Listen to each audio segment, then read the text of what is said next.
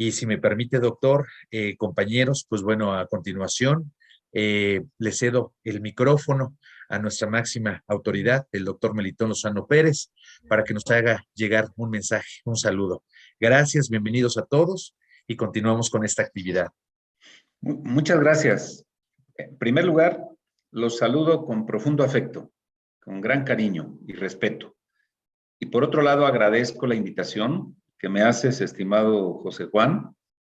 Te felicito por esta inquietud, por esta iniciativa, de igual manera que a la maestra Elsa Alonso, a quien conozco de forma directa en los trabajos precisamente de academias y de consejos técnicos.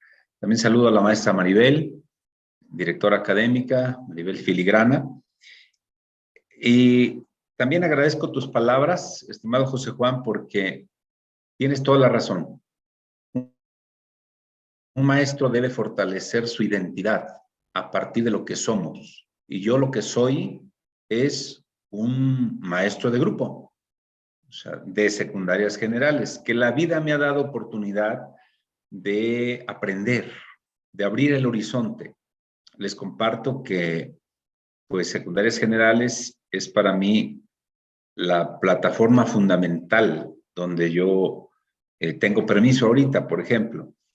Pero siendo maestro de la secundaria, secundaria general Plan de Ayala en San Nicolás Tolentino, tuve la oportunidad, después de hacer la maestría en investigación educativa en la Universidad Iberoamericana, y eso me permitió una comprensión mayor del fenómeno educativo. Los cargos que he tenido, siempre he regresado a dar clases y he regresado a los grupos. Entonces eso me permite tener un involucramiento con la vida de las aulas, la vida de las escuelas. Mi doctorado fue sobre reflexionar 4 años y medio respecto al derecho a la educación en México. Entonces, trato de conjugar la práctica con la teoría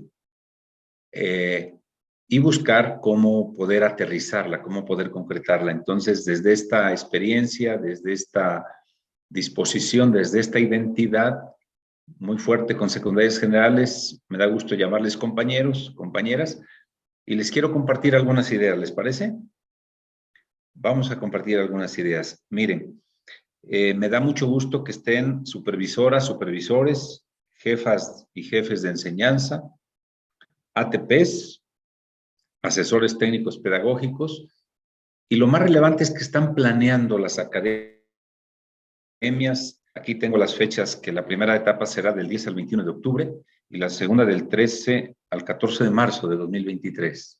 Yo recuerdo muy bien estas academias, muy emocionantes.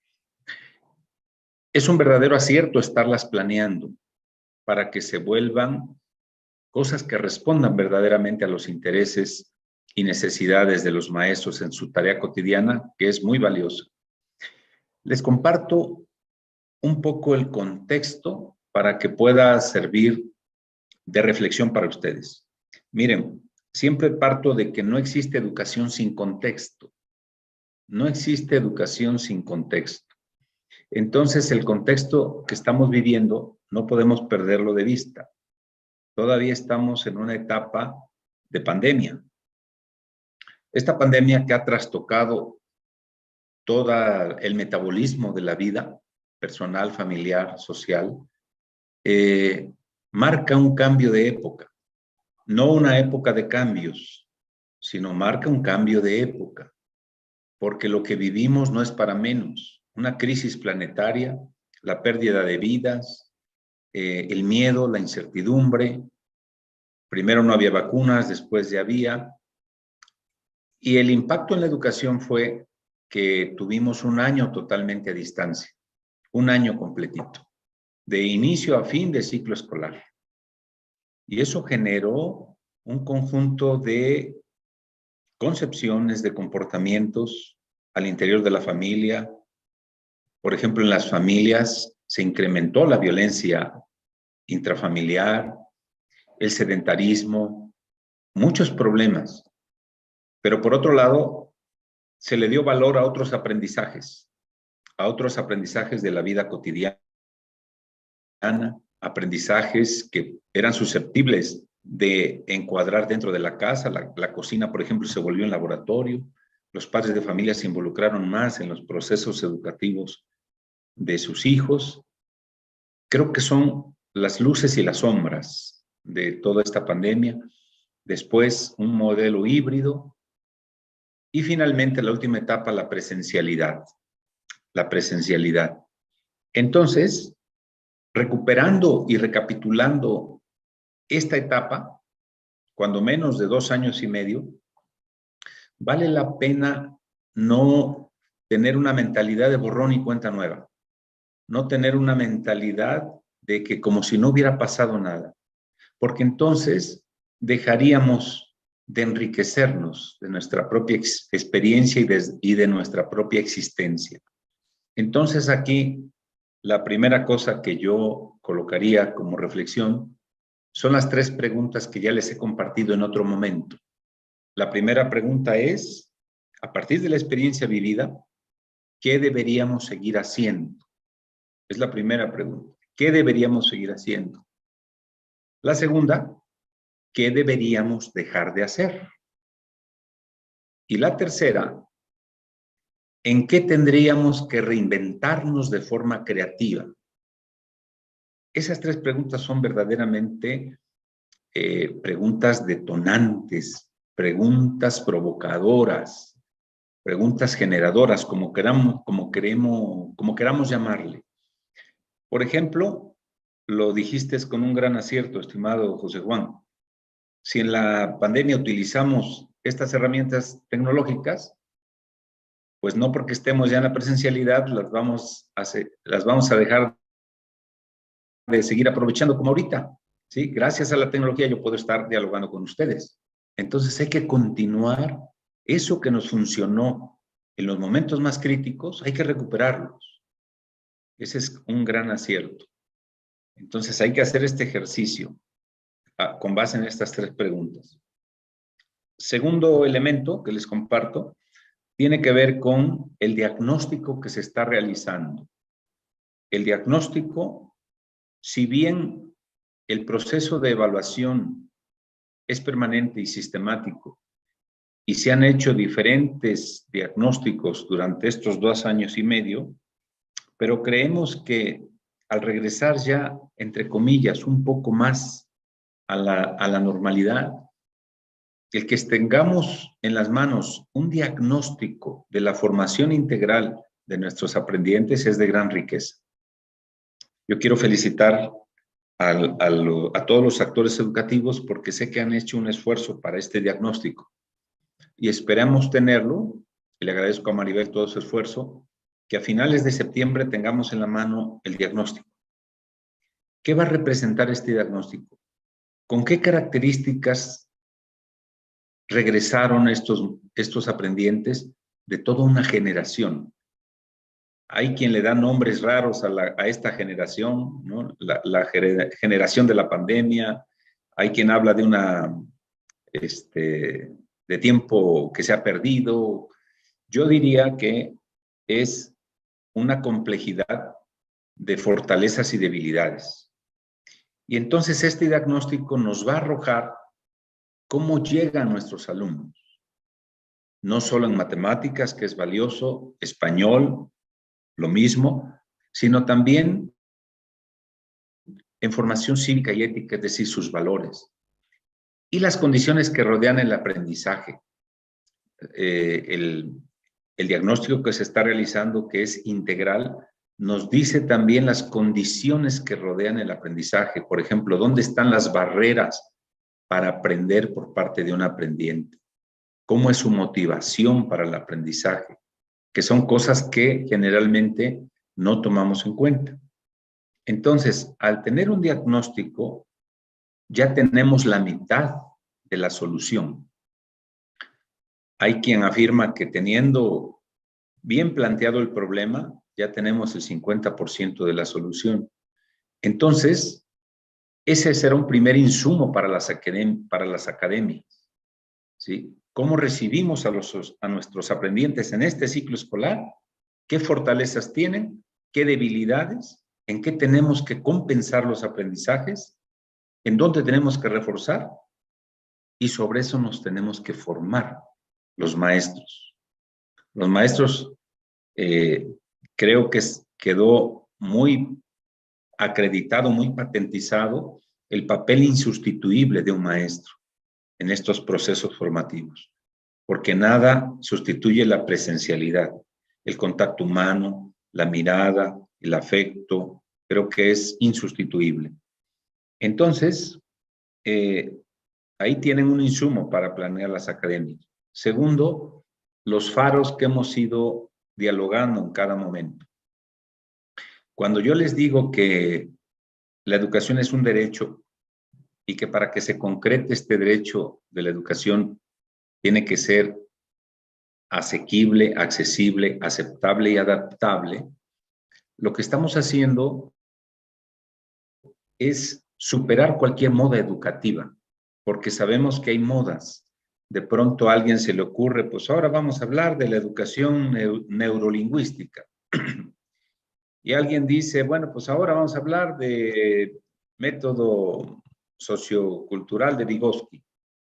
Pero no encuadramos bajo el marco de que la educación es un derecho y que esto está en el artículo 3 constitucional de la última reforma. Está en la Ley General de Educación en el capítulo 2 en adelante. Habla maravillosamente de lo que tiene que contener, concretarse y llevarse a la práctica del derecho a la educación. Vale la pena abrevar a partir del 2 capítulo de la Ley General de Educación y también aquí en la local. Entonces, tenemos una brújula, tenemos un faro. El faro es el que nos orienta por dónde caminar. Si no tenemos faro, nos vamos a extraviar. Y se va a hacer cierta esa frase que dice, no hay viento favorable para quien no sabe a dónde va.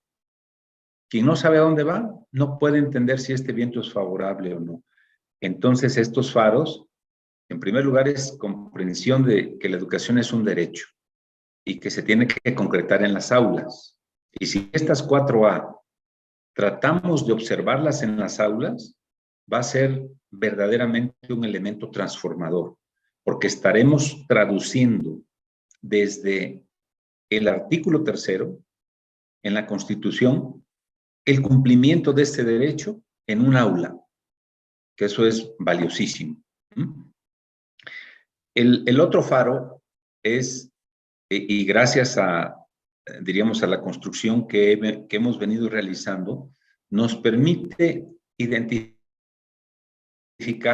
un señalamiento que hace la UNESCO desde 1972. Si alguien revisa el documento FAURE o FAURE, lo que vamos a encontrar en este documento 1972 es un llamado de la UNESCO a una problemática donde, lo dice textualmente, se está erosionando la esencia de la educación. Se está erosionando, así como cuando un suelo se erosiona, así la educación. Y dice, de pronto nos vamos como a las ramas, a las partes periféricas, que aprendan un poco de esta materia, matemáticas, física, química, historia, biología. Pero lo que se está erosionando ha sido caer en cuenta de que la finalidad de la educación es formar ciudadanas y ciudadanos. Este concepto es muy valioso porque la formación de ciudadanía tiene que ver con varias características. Por ejemplo, le voy a poner cuando menos 4. La primera es que a lo largo de sus vidas aprendan a tomar buenas decisiones, para sí, para los demás. Eso es clave. Segunda, que sean conscientes de sus derechos y sus deberes. Y hay que hacer mucho énfasis en las dos cosas, no solo en una. Derechos y deberes. Eso es clave. Tercera, que sean felices, porque al final de cuentas, el fin de la educación es generar felicidad en los alumnos. Y para que haya felicidad, pues se tienen que crear las condiciones, ambientes de aprendizaje placenteros, ambientes de aprendizaje de respeto, ambientes de aprendizaje de exploración, ambientes de aprendizaje, de investigación, de asombro, de diálogo, de escucha. Creo que eso es clave, comprenderlo de esa manera. Y los otros faros pues tienen que ver con la problemática que estamos viviendo. Por ejemplo, la ética del cuidado está muy emparentada con la sostenibilidad. Últimamente he estado compartiendo en los foros que me presento que no solo vivimos una pandemia, sino que vivimos 3 pandemias. Recordemos que pandemia es cuando un problema afecta a todos los países del mundo, en este caso a nuestro planeta. Por lo tanto, esos 3 grandes problemas, el primero tiene que ver con el COVID-19, el segundo con la obesidad y el tercero con el calentamiento global. Esta es una pandemia. El calentamiento global es un problema que estamos padeciendo todos, con evidencias muy concretas del efecto invernadero, de los deshielos de los polos, el aumento de las mareas, inundación de poblaciones, desertificación, pérdida de la biodiversidad, un conjunto de problemas derivados de esta crisis ambiental, esta crisis de la naturaleza. Entonces, eso nos lleva a reflexionar qué entendemos por la calidad de la educación, que es una de las dimensiones del derecho que estaría contenida en la aceptabilidad. Todos decimos que la educación debe ser de calidad, pero ¿qué entendemos por calidad? Porque es un concepto polisémico. Yo lo diría de manera muy concreta, que la educación sea relevante y pertinente. Eso es un rasgo de la calidad, que la educación sea relevante y pertinente. ¿Qué quiero decir con pertinente? Pues precisamente que responda a las necesidades e intereses de los aprendientes, o en este caso los maestros. Entonces, este diagnóstico que se está realizando sobre los aprendientes nos dará elementos para que la educación sea pertinente para los aprendientes y nos genera un conjunto de desafíos a los maestros sobre qué tendríamos que estar constantemente actualizándonos en este proceso de formación continua. Y con eso lograríamos la pertinencia de la educación. Y segundo, la relevancia. La relevancia es que la educación pues no esté divorciada de la vida, sino que esté conectada. Y relevancia quiere decir tocar los temas relevantes que vivimos como sociedad, que vivimos como comunidad. Y si los temas más relevantes que estamos viviendo son, por ejemplo, la pandemia del COVID-19, la pandemia del calentamiento global, donde está en juego la supervivencia de la especie humana y de todas las especies vivientes, entonces creo que bien vale la pena ir discutiendo estos problemas relevantes. Estoy hablando de problemas relevantes amplios. También puede haber problemas relevantes más locales. Por lo tanto, si la educación atiende a este criterio de pertinencia y relevancia, creo que va a estar dando respuesta a los desafíos actuales que tenemos. Junto con ello, he venido también sosteniendo que se requiere la ética. La ética no puede dejar de estar porque quedaría un ser humano sin la capacidad de poder reflexionar, esto es bueno, esto es malo, esto es correcto, incorrecto, esto me conviene, no me conviene, pero no solo a mí de forma personal, sino, por eso le llamamos la ética del cuidado, porque tiene que ver con considerar que no solo los seres humanos tenemos derechos, sino que también tienen derecho los árboles, también tiene derecho el agua, también tiene derecho la tierra como organismo vivo. La tierra es un organismo vivo y por lo tanto también tiene derechos. Y si le adjudicamos derechos, entonces la tenemos que proteger. Por eso hablamos de una ética planetaria, una ética del cuidado. Entonces considero que todos estos, por decirlo, temas, son de vital importancia. Y por ello, la educación tendría que atenderlos, tendría que abordarlos, ¿sí? Tendría que abordarlos. ¿Sí se escucha bien? No se escucha, aún no se escucha. Ah, ¿no se ha escuchado nada? Ahí está bien, ahí está bien. No, segundos fueron, nada más, doctor. Ah, bueno. Continuamos. Ok, Continuamos. perfecto. Entonces, eh, con esto superaríamos la improvisación, ¿sí? Yo recuerdo que en las academias donde participé siendo maestro de secundarias generales, yo observaba un gran compromiso de los jefes de enseñanza, un gran entusiasmo, pero también, lo digo de manera respetuosa, en ocasiones observaba un poco de improvisación, porque se estaba siempre buscando, pues ahora, ¿cuál era el tema que vamos a abordar? Y probablemente el tema fuera interesante, pero es probable que no fuera pertinente y relevante a la situación que estamos viviendo. Entonces, el que ustedes en este momento estén planeando las academias, creo que es de gran valía, es de gran atino y por lo tanto las y los felicito por esta gran iniciativa.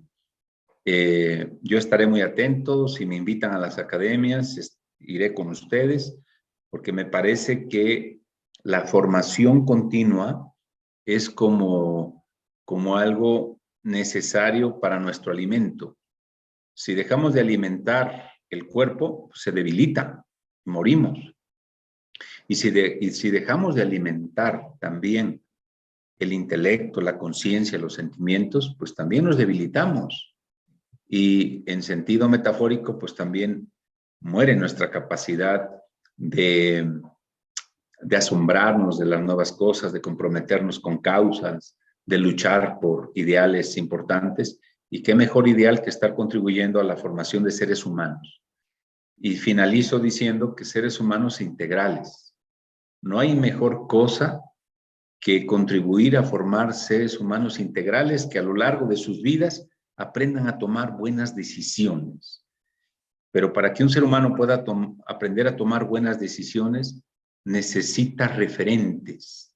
Y esos la educación los aporta, los sugiere, los orienta.